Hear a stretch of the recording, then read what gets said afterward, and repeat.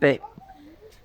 Pour certains vont aller dans les cimetières pour se recueillir devant des membres de leur famille, proches ou moins proches.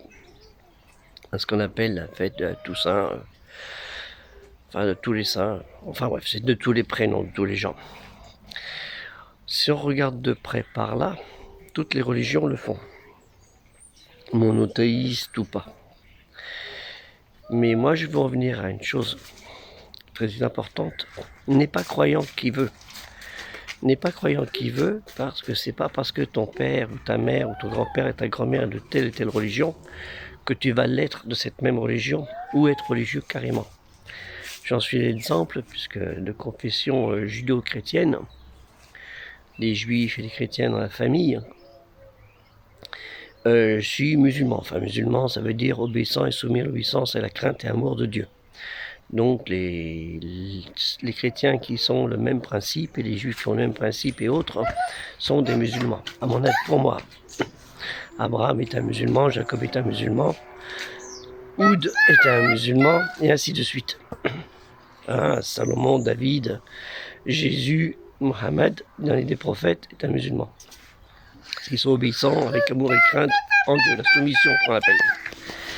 Donc, tout le monde ne l'est pas.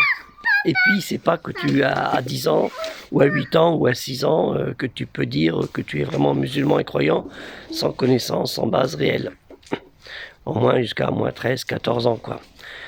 Donc la religion, elle s'acquiert déjà avec une certaine connaissance, mais beaucoup plus avec la maturité que par généalogie ou idéologie un peu malsaine par certains.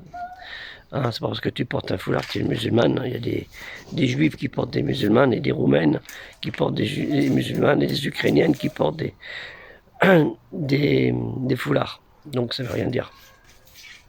Comme les vêtements, c'est pareil. C'est pas l'habit qui fait le moine. On a des gens pieux dans la communauté des religieux de toutes les religions et des salopards aussi dans cette communauté qui se comportent ignoblement. Pas vous faire un dessin. Tout ça pour dire que quand vous allez vous recueillir, c'est pas avec un pot de fleurs que vous allez accompagner le défunt. Non, ça sert à rien. C'est avec des invocations, avec des invocations, des prières qui viennent de votre cœur, pour que ces personnes qui sont au purgatoire, alors les plus jeunes, les plus petits, ceux qui n'ont pas la raison, dans la théologie musulmane, toutes les personnes qui sont pas de raison, tout petits, jusqu'à 12 ans, 13 ans, sont considérés allant au paradis, quelle que soit l'obédience religieuse. Donc, pour les autres, qui sont morts à un certain âge, d'un très grand âge, qui ont eu le temps de réfléchir quand même s'ils disent qu'ils n'ont pas eu le temps, c'est un autre domaine. Donc ils seront peut-être dans le purgatoire, comme on appelle ça, le haraf, comme on dit en arabe, le purgatoire, le chemin d'attente, l'attente d'aller au paradis, ou dans un endroit beaucoup plus pénible et dangereux que se souhaite à personne. Pour ceux qui sont religieux, pour les athées, je peux rien faire pour eux. Mais c'est assez curieux, souvent des athées se mettent des croix dans leur tombe ou autre. C'est quand même surprenant. Ils se disent on ne sait jamais. Donc ils sont pas si athées que ça. Voilà, bon, pour les gens qui vont aller à la fête de la Toussaint sur les tombes, se recueillir sur leurs proches, eh ben bon recueillement, sincère, et pas dire pourquoi tu m'as abandonné, espèce de salaud, tu m'as pas mis sur l'héritage, et t'as vu, tu m'as trahi, tu m'as menti, cela, et ainsi de suite.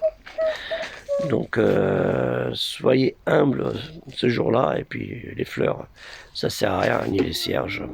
Vous allez vous brûler les doigts et bouffer votre portefeuille pour rien du tout dans un pot de fleurs qui va peut-être être pris par un voisin un peu plus loin qui va le mettre sur la tombe de son proche. Ça arrive, pour dire que, voilà.